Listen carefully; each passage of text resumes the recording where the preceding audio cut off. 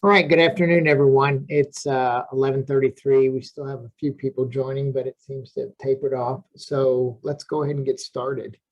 Got a couple housekeeping items here to take care of right up front. So you're in muted mode, so submit any questions you have in the Q&A box. CLE will be provided within a week of the webinar. And if for some reason you didn't submit your bar number, send that to the address here, and you'll be getting the deck later to marketing@bvccpa.com. Slides will be sent afterwards, and recordings will be available a little bit later this month. So let's get started. So a little bit about me. My name is Mike Trpkosh, and I'm the Director of Cybersecurity at Pathway Forensics. I have been with Pathway Forensics since last year, developing the cybersecurity consulting practice. I have 30 years of IT experience, and the last 16 now have been exclusively on cybersecurity, risk, and compliance.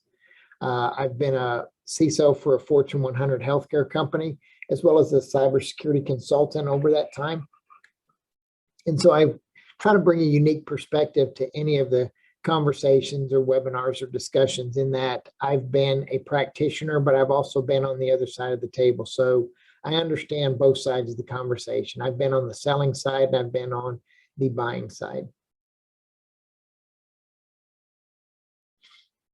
So in order to kind of set the stage, let's go over a few definitions. So first thing we want to define is, what is ransomware? Ransomware is a form of malware that encrypts a victim's software and data, and then the attacker will demand some type of a ransom, whether it's in Bitcoin or Ethereum or any of the other cryptocurrencies, and they're given instructions on how to make the payments. Now, this is problematic for a lot of people because, one, they're not familiar with cryptocurrency, and two, a lot of cryptocurrency takes a few days in order for you to make that transition, depending on the blockchain, and that's a whole nother conversation. But depending on the backup or the status of the blockchain process itself, your order may not get filled right away. So it adds to the level of anxiety and panic. But once you do submit your ransom and it's received by the attackers, they'll usually send you a decryption tool.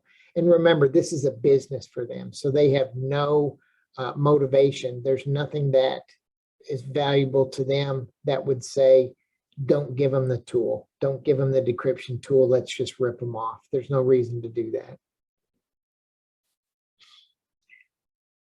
A newer term is big game hunting, and that's evolved just in the last year or two. And what that involves is, it determines, or it kind of depicts a multi-stage attack. And so targets are identified, and more often than not, in the old days, ransomware would just infect your machine, give you a splash screen that said, pay us to this address or this Bitcoin wallet, and we'll send you the key. Now what happens is, people were beginning to ensure that they had current backups for their machines, their data. And so they were more likely to say, I'm not going to pay the ransom, and move on, rebuild their machine. So the attackers now have taken their game to another level, and they'll identify the target. They go in and they hang out in your network for, depending on how big the network is, anywhere from a couple days to maybe a month. And they're snooping around undetected. They're collecting data. They're pulling data off of your machine. And so they're trying to incentivize you to pay the ransom by either disclosing the breach or publicly releasing a lot of information that you probably don't want out there.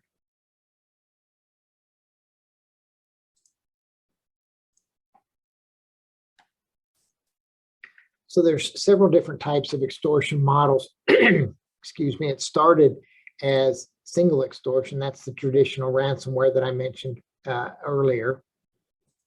Then we go to double extortion, and that means that they're encrypting your files and they exfiltrate some data. That's what big game hunting started out as. And now, as victims respond and try to defend whatever has happened to them, The attackers have went a step further and they do triple. There's even quadruple, but it's it's just kind of a mutant of triple. But what they do is they'll encrypt your data, and then they'll send a demand for payment, and they'll threaten to leak data that they've exfiltrated. And if you still don't pay, they may launch a distributed denial of service or DDoS attack against you, or they'll go out to your patients, clients, whatever that they found through the inspection of your data, and they're going to harass them. And they're going to let them know that they're being harassed because you didn't pay the ransom. So that's what we mean by triple extortion. So what does it cost to the business of ransomware? So FedEx reported losses of $300 million as a result of the not pay ransomware in 2017. At that time, that was huge. City of Atlanta reportedly spent $2.6 million to recover Samsung ransomware attack of 2018. Now there's a lot of backstory on this one because they were only asked for like, I think $60,000, and they tried to stand their ground and were woefully unprepared and ended up having to spend, you can see, $2.6 million to recover. They never did pay the ransom, but it cost them just tons more. City of Baltimore had pretty much the same situation, and theirs even went further, that they spent $18 million to rebuild their entire IT system. And to add insult to injury, the city people were being asked for an assessment or a tax increase to cover this. And so there was a lot of angry folks up in the Baltimore area. And I think it cost a lot of council members and elected officials their positions. Cognizant Technologies, they're a technology firm, and they had to reduce their earnings statement because of this. They were a publicly traded company. So here are some notable attacks for 2021.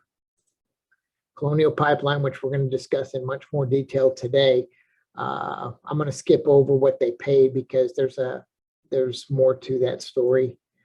JBS Holdings, they're a meat packing plant. They're the largest one in the United States, or one of the largest, but they're based out of Brazil. In the US side of that was attacked by REvil. And REvil it stands for Ransomware Evil. So they just have broken it down to the REvil gang. They paid $22 million was requested, and they negotiated back to $11 million. Again, there's a side story to that, and we'll talk about that a little bit more. Washington, D.C. Metro Police. Now this one kind of gives you the full effect of how devastating ransomware can be. They not only attacked their machines and they requested $4 million. Washington Metro Police said, we're not paying you anything. And the attackers publicly released 250 gig of personal and confidential information.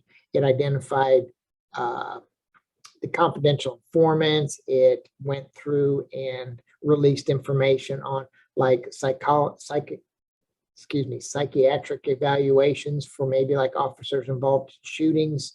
I mean, there's all kinds of medical data and confidential data that got out. This one was, I would say this one is one of the worst because it's way beyond money.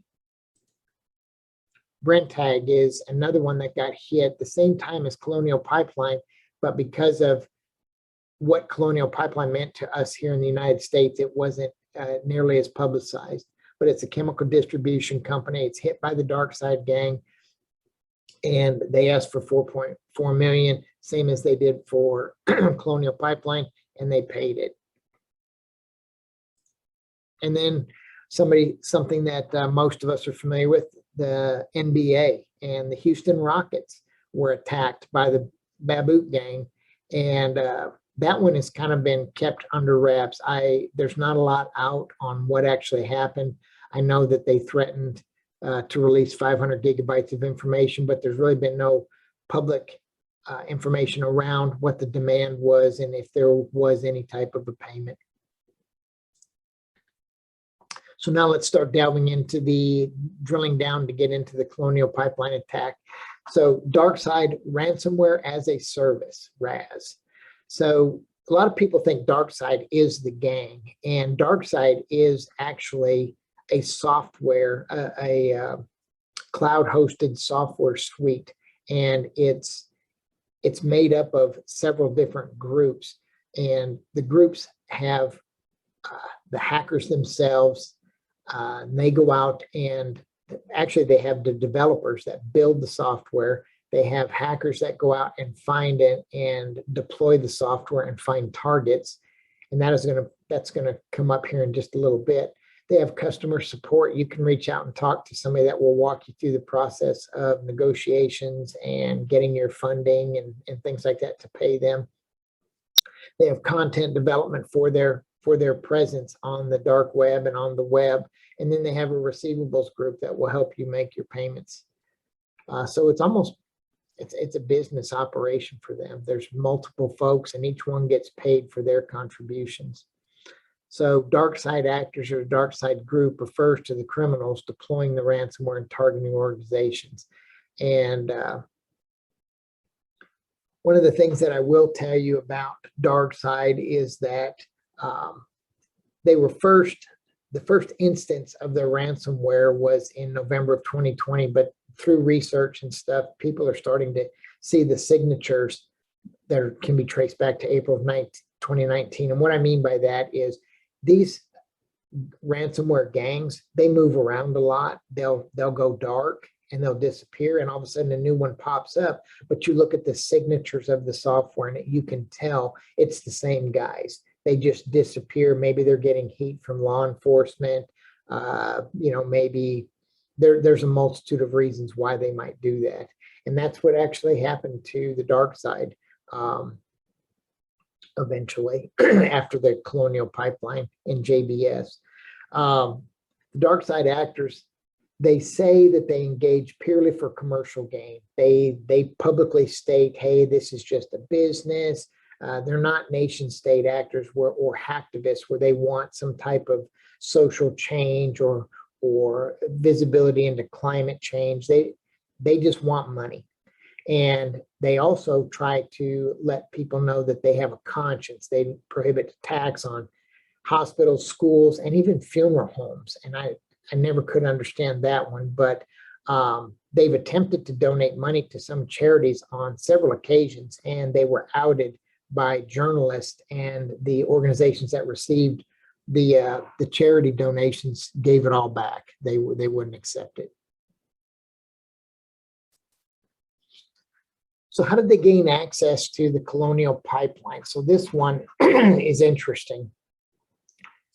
Most often, the largest cybersecurity events start with a problem that is so simple that it's unbelievable that it ever got to that point.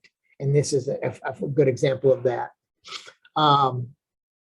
Say an employee uses the same password for multiple accounts. That's just taboo. You should never do that.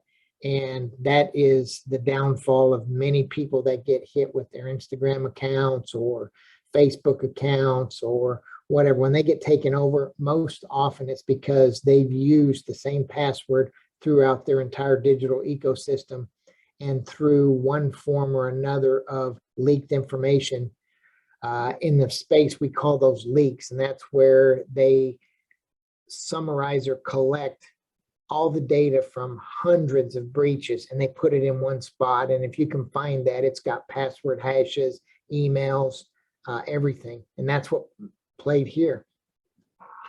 The largest fuel distributor in the United States had an unused but still active VPN account. And for those of you that don't know what VPN is, it's virtual private network. That's a way that you can access your organization remotely. And so what happened was the account and email address for a former employee was found in a leak. They found their password hash, and the leak might not have been for Colonial. It wasn't. It was for something else. But they thought they may use the same password. They tried it in Colonial's infrastructure, and the password worked.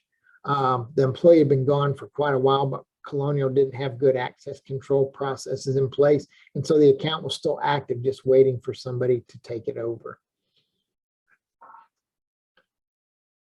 So one thing that would have stopped this was the VPN account in question didn't use multi-factor authentication. And again, for anyone that doesn't know what that is, that's where you have a password and you have a user name, and then you have a code that changes every 60 seconds or at most, 2 minutes. And you are provided that code either through your SMS text or through an authentication application on your phone or whatever, and you type that 6-digit code in and it verifies or validates your authentication. They didn't have that in place, and if they did, this would have never happened. So what are the costs of this attack to date? So while it's really impossible to determine, and they'll be attempting to do that for years, it's likely to be in the hundreds of millions of dollars, and not to mention just the disruption to the East Coast and the supply chain. And there's just a multitude of things that went wrong because of this, but it really opened a lot of people's eyes to the possibilities of a cyber infrastructure attack. So factors to consider when you're trying to put a dollar value on this is the ransomware payment, even though much of it was returned, and we'll talk about that in a minute. But the fuel price, all of us experienced the fuel price spike, and the logistics. They had to shut the pipeline down, and they had to get special government exemptions to haul fuel in mass amounts through trucking, like semis, and without permits, because they had to keep this fuel flowing as best they could. So the logistics of that and hiring that, and the lost productivity and subsequent overtime to restore operations. So we're shut down at one point, but then we turn around and want everybody to do 5 days of work in, one day. So all of that costs money. And then, of course, your forensic costs to evaluate their network and see what went wrong, walk it back to the initial indicator of a compromise and figure out what happened. And then, of course, the brand degradation and reputational damage. And it really isn't in scope here because this is a supply chain or infrastructure supplier. But for a regular organization, if you have competitors, this could be devastating. So here's the timeline of the events. In April 29th, about 5 a.m., the attackers gained access to Colonial's network through the VPN account that we discussed earlier. So on May 6th, you can see here, there's a week, they've spent time snooping around, trying to figure out what they had, and they launched the attack. They stole data, they locked computers, and then they demanded the ransom. Here's where things start to kind of get very interesting, because most of the time they'll demand the ransom and then you kind of talk about it and leadership figures out what's going on, and it takes a few days. This one happened before they even publicly disclosed that they'd been hit with a ransomware attack. They already offered to pay the ransom, $4.4 million in Bitcoin. On the next day is when they publicly announced the attack and shut off servers, and some that's when they started shutting down the pipeline itself. So they'd already agreed to pay the ransom before they started shutting all the infrastructure down. So they made a second public announcement on the 9th and talked about what it was going to take to restart the system. This is all mainly for the public's benefit. Behind the scenes, they were already talking with the FBI and they were talking with the attackers. So on May 10th, the FBI confirms it's the DarkSide ransomware as a service that caused the attack, and they released 2 more statements around restoration.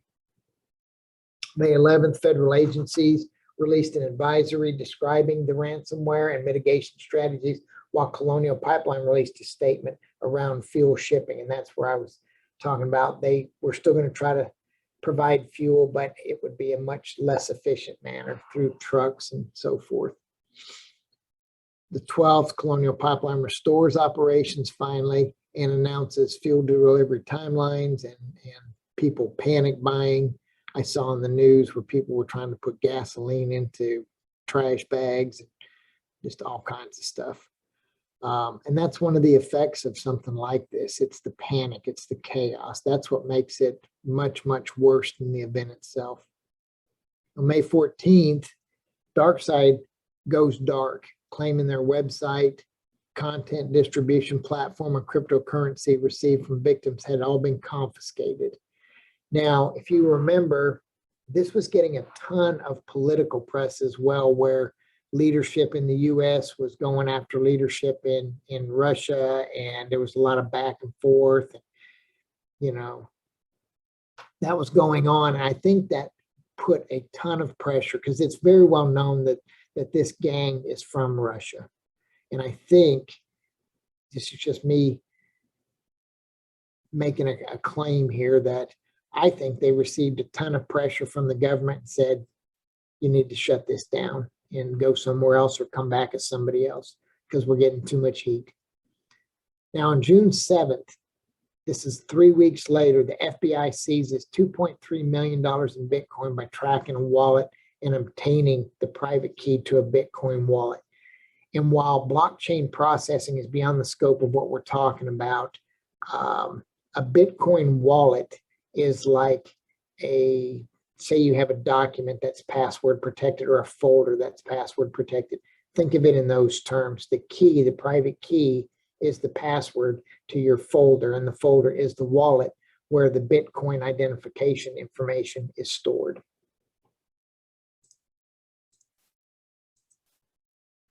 So what we've learned since the attack is that the decryptor tool for DarkSide is known to be very slow and very, very error prone, or even ineffective completely.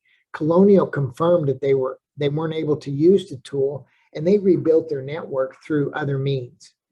But put an asterisk by this next one. Colonial quickly paid the ransom for access to a tool they knew had a poor track record of success before they even announced the attack. Now, the speculation continues even to today that Colonial quickly paid the ransom to help the FBI track DarkSide and that Bitcoin wallet and the internal mechanism for receiving and laundering ransom proceeds. So there's thinking that the FBI already was inside that communications channel somehow or another, and they wanted them to hurry up and pay it so that they could intervene before the DarkSide gang figured this out and changed it. So Colonial paid the Bitcoin, even though they had two options: either using Bitcoin and paid an additional 10% fee over another option that's called Monero. Now, Bitcoin utilizes a public blockchain, and that can be traced. I've done it myself and just research. It's very, very tedious and very boring, but it can be done. Whereas Monero utilizes a private ledger system, and it's virtually, it is untraceable. So it's possible Colonial paid the premium to use Bitcoin at the request of the FBI, and they were able to trace the Bitcoin transfers of approximately 63.7 Bitcoins. Now remember, Bitcoin changes value regularly. It's just it's a currency. So one day it's worth $30,000 a coin. The next day it might be worth $28,000 a coin. So some of these numbers about getting the money back, they got back the Bitcoins, but the value had changed. So the values don't exactly line up. And that's another thing that makes it kind of confusing.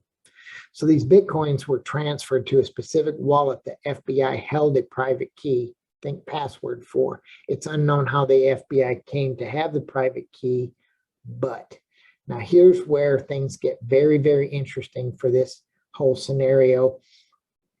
And I'm kind of walking you down a path to what I believe, but you'll be able to make your own decisions. So on Tuesday, June 8th, remember, on June 7th,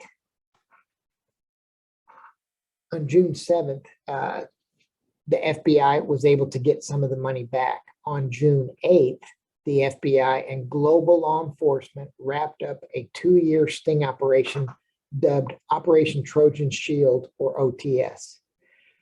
OTS started out with an individual that was turned by law enforcement for another crime, and he was actually under contract to build a private communications device for use by criminals.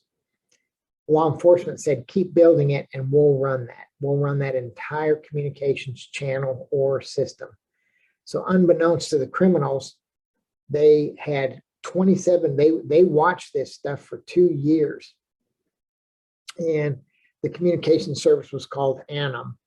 And they were unaware, the criminals were unaware that it was being monitored by law enforcement.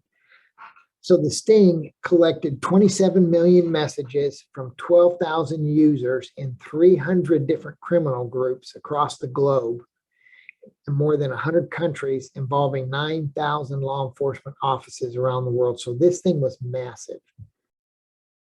OTS resulted in seizure of more than 8 tons of cocaine, 22 tons of cannabis, 2 tons of synthetic drugs, 250 firearms, 55 luxury vehicles, and here's the kicker, $48 million in various currencies. Now,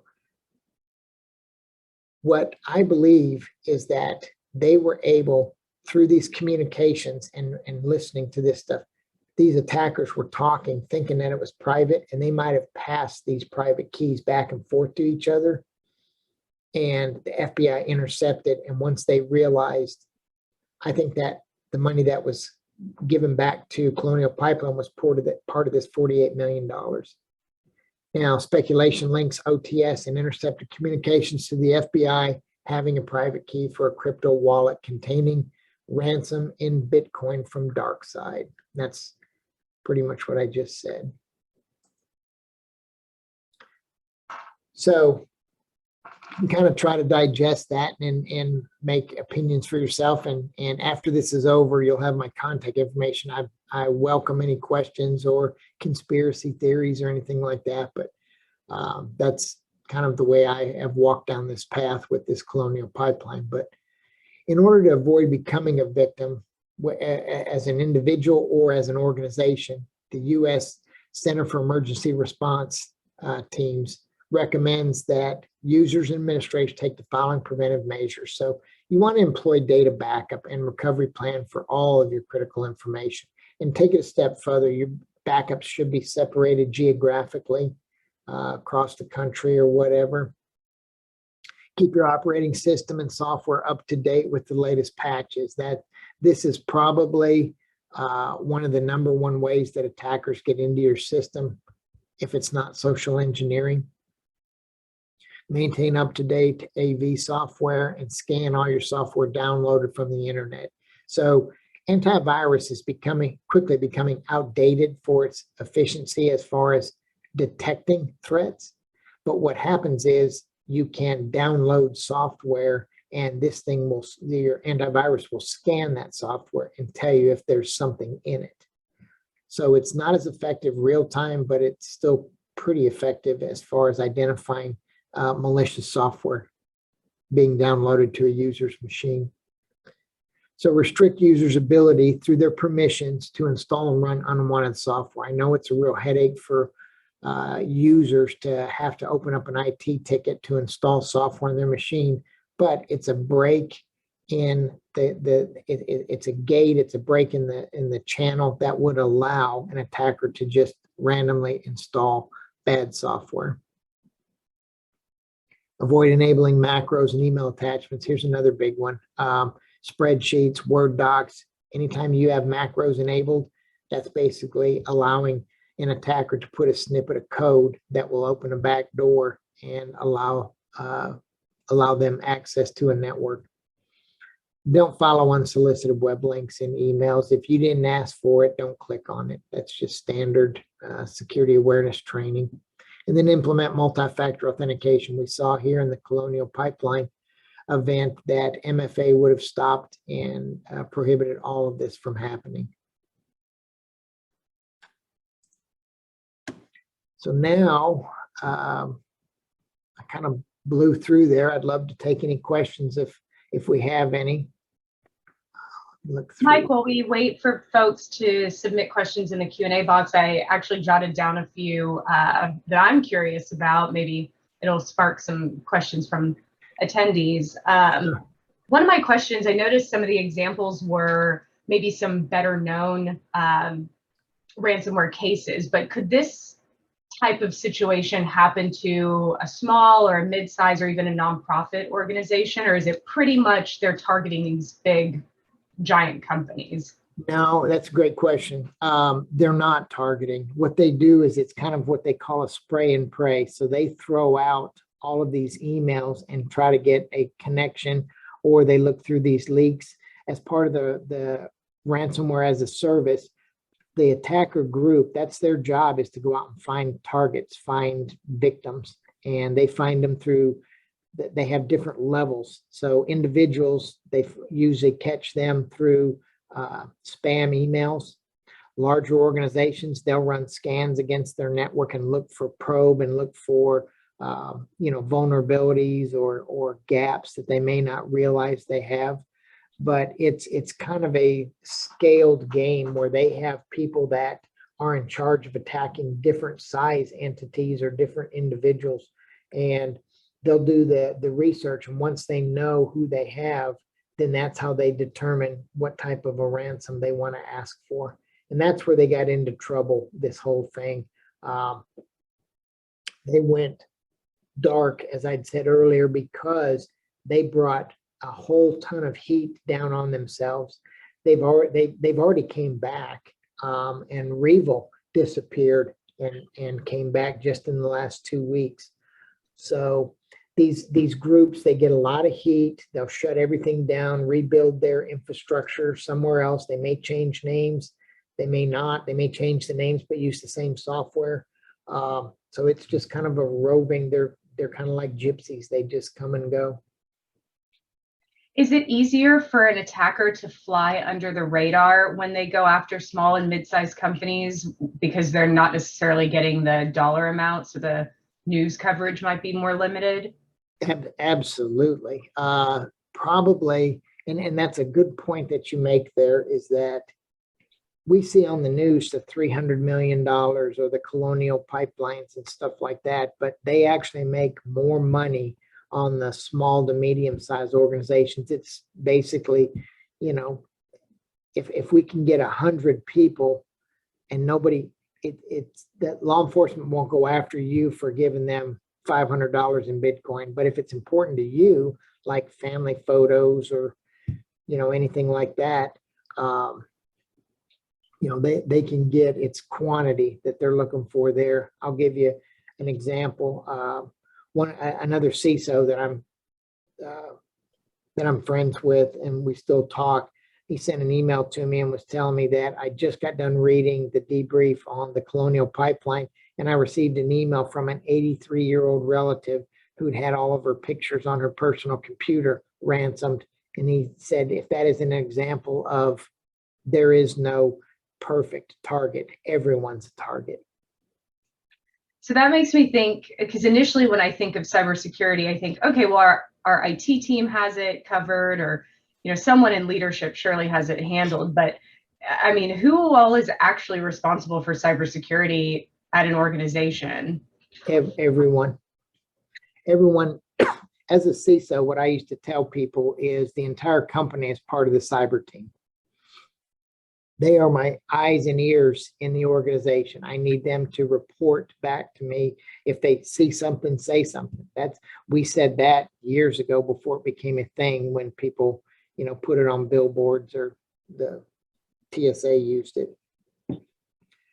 If organizations would have, it's security awareness training, it's keeping that front of mind for all of your people.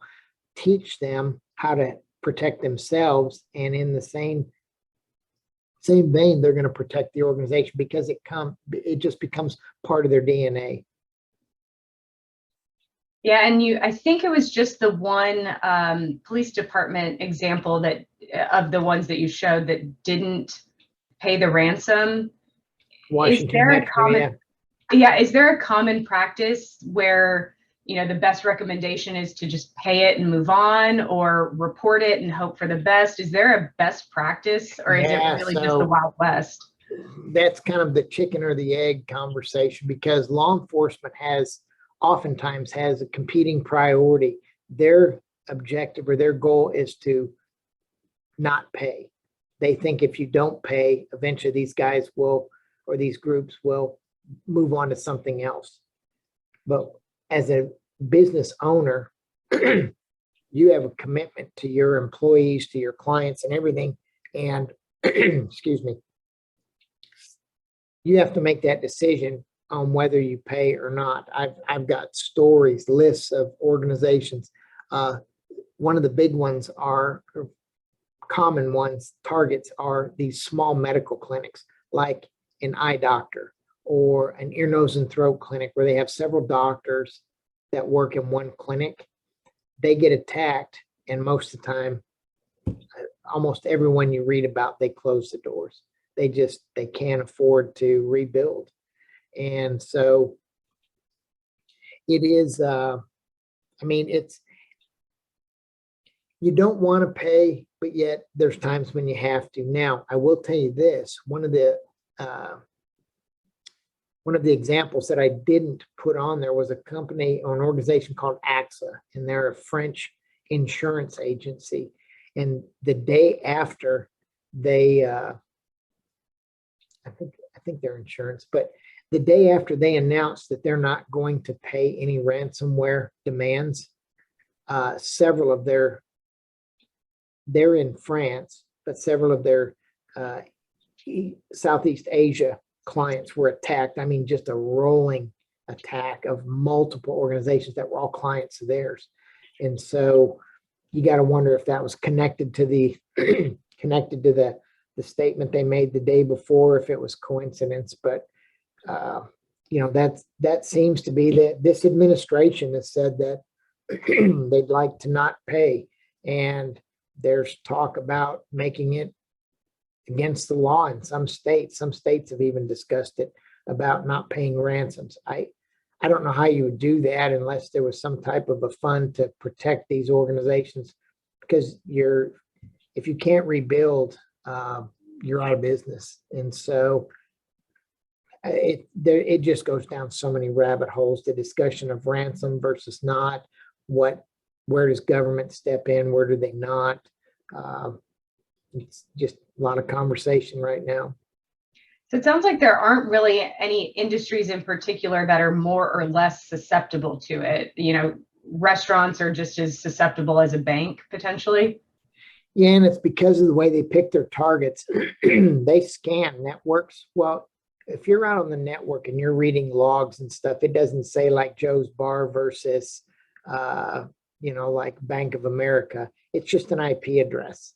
Now you can look it up, and certain agencies will give you who owns that IP, but they don't even do that. These are automated scripts that are just plowing through millions and millions of IP addresses. And if they find one that has a vulnerability, they attack it. Now, after the fact, they'll go in and see what the value of that target is, and then they give it to one of those different groups for processing.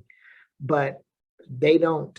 There are some that where they target, I would assume, they're just huge clients or huge attack targets. But for the most part, it's all automated, and they're opportunity crimes. That's terrifying. So I know that we have attorneys in attendance for this particular one. So do you have any advice for how attorneys can potentially help their clients? I mean, I don't know. It sounds like if you're an IP attorney, you probably have a vested interest in your client's, IP not getting out, whether it's through an employee taking it or it's through a hacker taking it. In-house counsel, there seem to be a lot of attorneys that would probably have an interest in making sure that data doesn't leave their clients' organizations, right? Yeah, what I would tell folks is, while the attackers, they're just looking for targets of opportunity, as individuals, you have to weigh the data that you're tasked with protecting. What data do you have that you store, process, or transmit, and take a look at the value of that, and that should drive your cyber strategies for backups, your cyber strategies for security awareness training and multi-factor authentication. There's a lot of very inexpensive, simple implementations that would make becoming a target for ransomware. You would reduce that chance significantly by just taking several steps. The MFA, multi-factor authentication, is probably one of the biggest ones, but I'm a huge believer in security awareness training. I think people need to understand what ransomware is. They need to be kept up to date on single, double, triple extortion models. And if they understand it, they'll be more likely to identify it if it's somebody trying to social engineer them through phishing emails or phone calls or what have you. Well, thanks for answering all of my questions. I know that was quite a few, and I probably monopolized some of the time. But yeah, if anyone else has any questions to submit to Q&A, please feel free so that I don't dominate the conversation too much.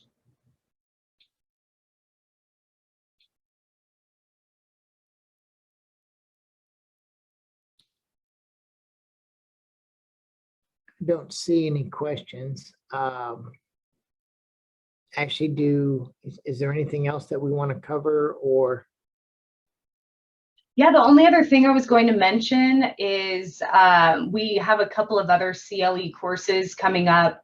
One about Business Valuation 101 for attorneys is next Thursday, the 23rd, at the same start time, 11:30 Central. And then October is Cybersecurity Awareness Month. So if this topic piqued your interest, or if you know of anyone who finds this information interesting, Mike will be joining Briggs and Veselka's CIO, Jim Herman, for a fireside chat about using some of the data that you can collect about cybersecurity and IT strategies to help leadership better understand why it's so valuable to implement more proactive strategies. So if you guys have any interest, just go to the Briggs and Veselka website, bvccpa.com, under the events tab. We'll also include that in maybe one of the emails that we send at the end of this month, so you guys can check out some other information. I know obviously based on my questions, I find this very interesting, and we hope that you guys do as well, and find some benefit in not only your knowledge about this topic improving, but helping your clients be better prepared as well, since clearly it seems like this could happen to anyone, and that can be quite terrifying. So at least it is for me. The event with Jim and I'm very excited about. This is our third fireside chat, and they seem to get better each time. We have great feedback on them. The topics are very high level, and it's very discussion oriented. So that one we generally have a ton of questions on, and it ends up almost just being kind of a Q&A after we get done with the meat and potatoes of the discussion. So it's a lot of fun if you feel like joining us. And like I said, you're going to get this deck. It has my contact information. Feel free to reach out if you just have a question, or you just feel like talking about ransomware or anything else related to cybersecurity. This is my wheelhouse, and I really enjoy talking about it. All right. Well, I think that's it for today. Yeah, again, I'll reiterate, Mike is an open book. If you guys want to bounce ideas or have random questions, he is absolutely very passionate about answering and helping everywhere he can. So please feel free to reach out. Thank you, everyone.